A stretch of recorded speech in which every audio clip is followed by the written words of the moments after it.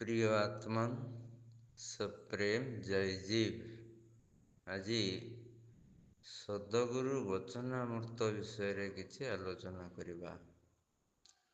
ରୋଗର କାରଣ ବାତ, ପିତ୍ତ ଏବଂ କଫ ନୁହେଁ, ଅଜ୍ଞାନତା ହିଁ ରୋଗର କାରଣ ଅଟେ। ଯଦି ସ୍ୱାସ୍ଥ୍ୟ ଭଲ ନାହିଁ, ତେବେ ଅଜ୍ଞାନତାକୁ ଦୂର କର। ଯଦି ତୁମର ହୃଦୟରେ ଚିନ୍ତା ଅଛି, ତେବେ ଏହାର କାରଣ ହେଉଛି ଅଜ୍ଞାନତା। ଅଜ୍ଞାନତାକୁ ଦୂର କର, ସମସ୍ତ ଚିନ୍ତା ଏବଂ ସମସ୍ତ ଦୁଃଖ ଆପେ ଆପେ ଦୂରେଇ ଯିବ। ଜ୍ଞାନର ଭାଇର ନାମ ଆନନ୍ଦ ଏବଂ ଭଉଣୀର ନାମ ଶାନ୍ତି। ଯଦି ତୁମେ ପ୍ରକୃତରେ ରୋଗର ଉପଶମ କରିବାକୁ ଚାହୁଁଛ, ତେବେ ପ୍ରକୃତ ଜ୍ଞାନ ପ୍ରାପ୍ତ କର। ସଦ୍ଗୁରୁଦେବ ଶ୍ରୀମନି ମହାରାଜ। ସପ୍ରେମ ଜୟଜୀବ।